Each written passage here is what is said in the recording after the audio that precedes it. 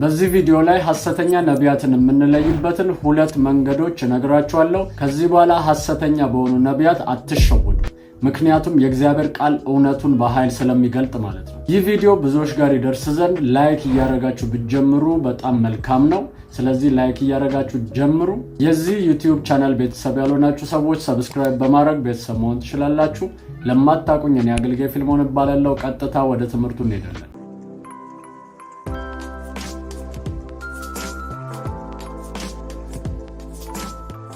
ሰላም ቅዱሳን እንዴት ናችሁ? ሁሉ መልካም፣ ክብር ለኢየሱስ ይሁን። እኔም ባለቤቴም በእኔ ዙሪያ ያሉ ቤተሰቦቼ ሁሉ ሰላም ናቸው። እናንተም ጋር ደግሞ ሁሉ መልካም እንደሆነ አምናለሁ። ዛሬ ብዙዎቻችን ግራ የምንጋባበትንና ሁሉም ሰው የፈለገውን ሐሳብ የሚሰጥበትን ነገር ግን መጽሐፍ ቅዱስ በሚነግረን መንገድ ደግሞ ነገሮቹን እንለያለን ማለት ነው። እሺ፣ 3 የነቢያት አይነቶች አሉ። የመጀመሪያው ነብይ እውነተኛ የእግዚአብሔር ነብይ ነው። ሁለተኛ ሐሰተኛ ነቢያት አሉ። ሶስተኛ ደግሞ ፌክ የሆኑ ነቢያት አሉ። እነዚህ ምን ማለት ናቸው የሚለውን ነገር መጀመሪያ ልንገራችሁ። እውነተኛ የእግዚአብሔር ነብይ ማለት ከእግዚአብሔር ዘንድ የተቀባ፣ እግዚአብሔር የሾመው፣ እግዚአብሔር ቃሎቹን በአንደበቱ ላይ ያስቀመጠ፣ የሚናገረውን ነገር እግዚአብሔር የሚያጸናለት ሰው ማለት ነው። ሁለተኛው ደግሞ ሐሰተኛ ነብይ ነው። ሐሰተኛ ነብይ ማለት የአጋንንት መንፈስ የሚሰራበት፣ ብዙዎችን የሚያስት ደግሞ የሚታዩ ነገሮች በሱ የሚደረጉ ናቸው። የሚታይ ግልጽ የሆነ ነገር ይሰራል። ተአምራት ሊሆን ይችላል፣ ድንቆች ሊሆን ይችላል፣ ምልክቶችን ያደርጋል። እንደዛው ደግሞ ትንቢቶችንም ይናገራል። ፐርፌክት የሆኑ አኪዩሬት የሆኑ ነገሮችን ሲናገር ደግሞ ትሰሙታላችሁ። ሶስተኞቹ ደግሞ ፌክ የሆኑ ነቢያቶች ናቸው። ፌክ የሆኑ ነቢያቶች ከሰይጣንም ከእግዚአብሔርም አልተቀቡም። በራሳቸው ነገሮችን የሚያደርጉ፣ ኢንፎርሜሽን ሰብስበው ትንቢትን የሚናገሩ ወይም ደግሞ ፌክ ነገሮችን ቸርች ውስጥ የሚያደርጉ ናቸው። ሰው ተፈወሰ ብለው የቀጠሩትን ሰው፣ ገንዘብ የከፈሉትን ሰው ተአምራት እያደረጉ የሚያሳዩ ግን ውሸት። ሰውየው አልታመመም፣ ምንም የሆነው ነገር የለም። በገንዘብ ተቀጥሮ ያንን ነገር ድራማ ይሰራል ማለት ነው። እነዚህ ፌኮች ናቸው። ምንም አይነት ኃይል አይሰራባቸውም። የሚታይባቸው ምንም አይነት ነገር የለም። ነገር ግን ያስመስላሉ። እውነተኛ የሆነውን የእግዚአብሔር ነብይና ሐሰተኛ የተባሉትን አጋንንት የሚሰራባቸው ነቢያት እንዴት መለየት እንደምችሉ በትክክል ዛሬ እንማራለን ማለት ነው። የመጀመሪያው ሐሰተኛ ነብይን የምትለዩበት መንገድ ምንድነው ካላችሁኝ፣ አምላክ ያስቀይራችኋል። ይህንን ስላችሁ ምን ማለት ነው? መጽሐፍ ቅዱስ ላይ ሄደን ዘዳግም ምዕራፍ 13 ከቁጥር 1 ጀምሮ ያለውን አብረን እናነባለን። እንደዚህ ይላል፣ በመካከለ ነብይ ወይም ህልም አላሚ ቢነሳ ምልክትም ተአምራትም ቢሰጥህ እንደነገረህም ምልክቱ ተአምራቱም ቢፈጸም እርሱም ሄደን የማታውቃቸውን ሌሎች አማልክት እንከተል እናምልካቸውም ቢልህ፣ ከዛ ቁጥር 5 ላይ አምላክህ እግዚአብሔር ትሄድበት ዘንድ ካዘዘ መንገድ ሊያወጣ ከግብፅ ምድር ካወጣችሁ ከባርነትም ቤት ካዳናችሁ ከአምላካችሁ ከእግዚአብሔር ሊያስታችሁ ተናግሯልና ያ ነቢይ ወይም ያ ህልም አላሚ ይገደል፣ እንዲሁም ክፉውን ነገር ከመካከል አርቅ ይላል። እዚህ ጋር አይታችሁ ከሆነ ያ ነቢይ ወይም ህልም አላሚው ያየውን ነገር ነግሯል። ከዛስ ታምራትም ደግሞ ሰጥቷል። ታምራቱም ህልሙም ተፈጽሟል። ነገር ግን ልክ ህልሙና ታምራቱ ከሆነ በኋላ የሚወስድ ወደ እግዚአብሔር አይደለም፣ የሚወስድ ወደ ሌላ አምላክ ነው። በታምራቱ ወደ እግዚአብሔር አይመራም፣ በታምራቱ ወደ ሌላ አማልክቶች ይመራል። በዚህ ዘመን ላይ የሆነ ፕሌስ ላይ ሄዶ ጣዖት እናምልክ ምናምን ላይልህ ይችላል። ነገር ግን ተአምራትን አሳይቶ ድንቅን አሳይቶ ልብህን ከእግዚአብሔር ላይ አንስተ ገንዘብ አምላኪ እንድትሆን ካደረገ፣ ልብህን ከእግዚአብሔር ላይ አንስተ ሰው አምላኪ እንድትሆን ካደረገ፣ ይህ ሰው ከእግዚአብሔር ዘንድ አይደለም ከአጋንንት የተላከ ሐሰተኛ ነብይ ነው። እውነተኛ የሆነ የእግዚአብሔር ሰው ወይም ደግሞ ነብይ ተአምራቶችን ያደርጋል፣ ድንቆችንም ያደርጋል፣ ህልሞችንም ይናገራል። እነሱም ደግሞ ይፈጸማሉ። ክርስቲያኑ ለአጋንንት ኃይል የነቃ ነው፣ ለእግዚአብሔር ኃይል ግን የነቃ አይደለም።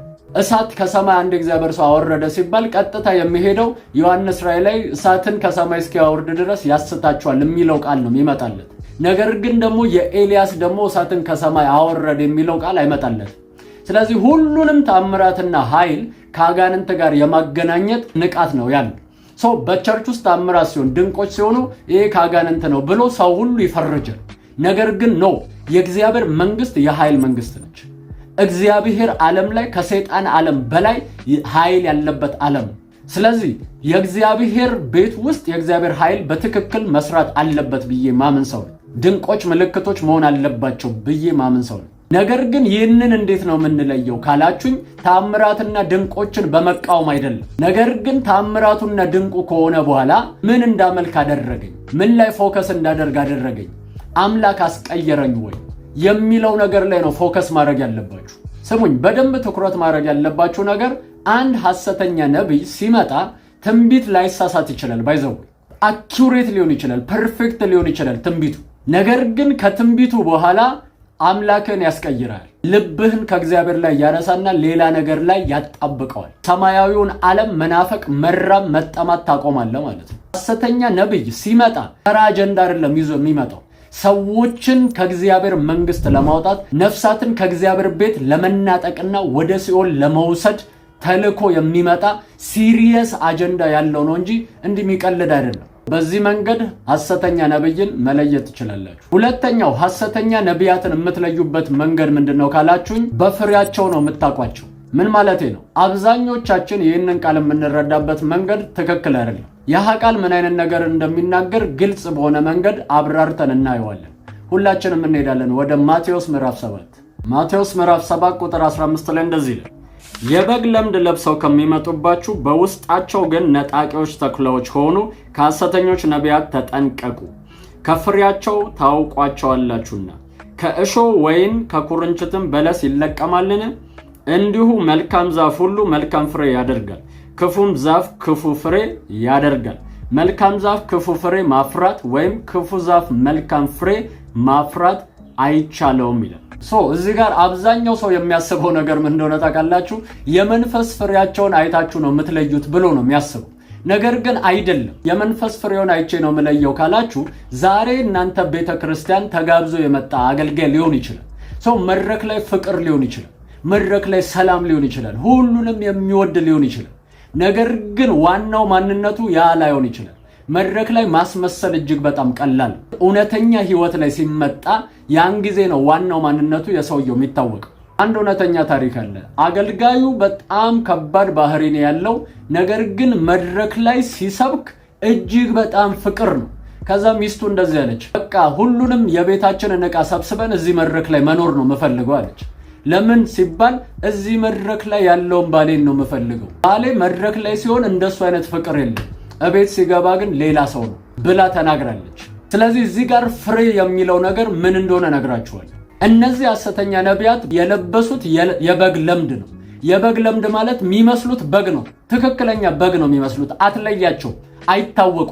ባህሪያቸውን ስታዩ ሲያስመስሉ፣ ነገር ግን በውስጣቸው ሌላ ስፒሪት ነው የሚሰራው። አንድ ነብይ የሚናገረውን ቃል አይተ መለየት አችልም። ባይዘው ኢየሱስ ጌታ ነው እያለ ሊያወራ ይችላል። መድረክ ላይ የኢየሱስን ስም እየጠራ ሊናገር ይችላል።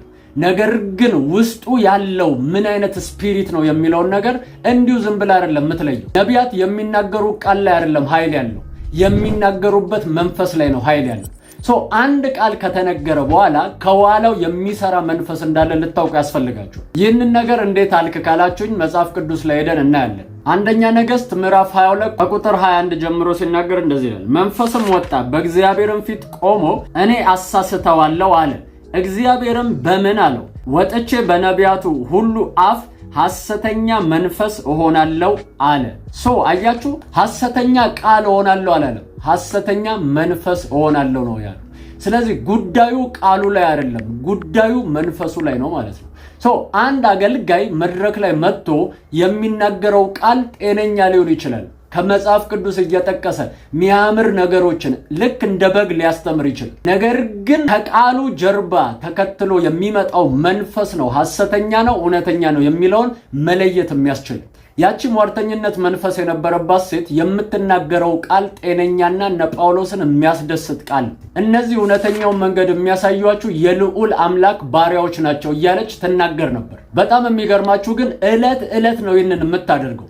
የምትናገረው ስሟቸው እያለች ነው። ነገር ግን ከሷ ጋር የሚወጣው መንፈስ ግን ምንድነው ካላችሁኝ ሰዎቹ እንዳይሰሙ የሚከለክል ነው። እሷ ስሟቸው ብላ በተናገረች ቁጥር የሰዎች ልብ ይዘጋል።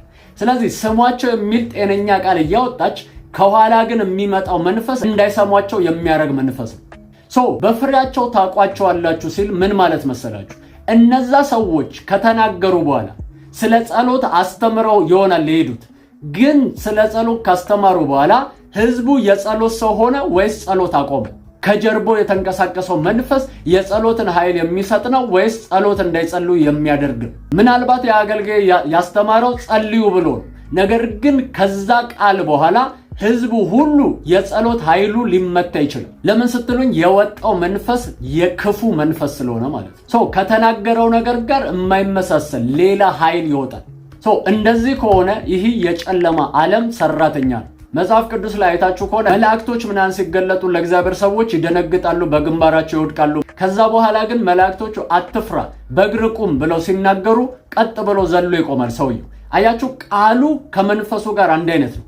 በእግር ቁም ሲል ያሃ መንፈስ ከቃሉ ጋር አብሮ የሚሄድ መንፈስ አለ፣ ከዛ የሚያቆማቸው መንፈስ አለ ማለት ነው። ነገር ግን የጨለማው ዓለም ላይ ስትመጡ የተናገሩ ቃልና የመጣው መንፈስ የተለያየ ነው። ለምንድን ነው ያንን ቃል የሚናገሩ? በግ ለመምሰል ነው። ከኋላቸው ግን የሚመጣው ስፒሪት የተኩላ ስፒሪት ነው። ፍሬያቸው ማለት ሰዎቹ ካገለገሉ በኋላ ካናገሩ በኋላ አንተ ውስጥ የተፈጠረው ማንነት ምንድን ነው የሚለው ነው። በዚህ መንገድ ነቢያትን መለየት ትችላላችሁ። ጌታን መቀበል ፈልጋለሁ የምትሉ ሰዎች ይህንን ጸሎት ከኔ ጋር ከጸለያችሁ በኋላ መጨረሻ ላይ በሚቀመጠው ስልክ ቁጥር ጌታን ተቀብያለሁ መማር ፈልጋለሁ እያላችሁ ሜሴጅ ትልኩልኛላችሁ። እኔ የምለውን በማለት ኢየሱስን ወደ ሕይወታችሁ ጋብዙት። እግዚአብሔር አምላክ ሆይ ዛሬ ወደ አንተ ስለጠራኝ አመሰግናለሁ። እግዚአብሔር ሆይ እኔ ኃጢአተኛ ነኝ። ኃጢአቴን ይቅር በለኝ፣ መተላለፌን ደምስስልኝ። ክቡር በሆነው በልጅ በኢየሱስ ክርስቶስ ደም ከኃጢአቴ ሁሉ አንጻኝ። እግዚአብሔር ሆይ ዓለምን፣ ሰይጣንን፣ ሥራውን ክጄአለሁ። ጌታ ኢየሱስ ክርስቶስን የሕይወቴ አዳኝና ጌታ አድርጌ ተቀብያለሁ። ኢየሱስ ክርስቶስ ከሙታን እንደተነሳ በልቤ አምናለሁ። ጌታም እንደሆነ በአፌ መሰክራለሁ። እግዚአብሔር ሆይ ስለተቀበልከኝ አመሰግናለሁ። አሁን ልጅ ነኝ። ይህን ዕድል ስለሰጠኝ አመሰግናለሁ። አሜን፣ አሜን፣ አሜን። አሁን ጌታን እንደ ግል አዳኛችሁ አርጋችሁ የተቀበላችሁ ሰዎች ትምህርት ለመማር በዚህ ስልክ ቁጥር ደውሉልኝ 0920 999642። ተባረኩ። ተባርካችኋል፣ ተወዳችኋል ቅዱሳን። ይህ ቪዲዮ ብዙዎች ጋር እንዲደርስ ሼር ማድረጋችሁን በፍጹም እንዳትረሱ። እዚህ ጋር የሚመጣላችሁን ቪዲዮ እየነካችሁ ማየት ትችላላችሁ። እኔ አገልጋይ ፊልሞን ነኝ። ሻሎም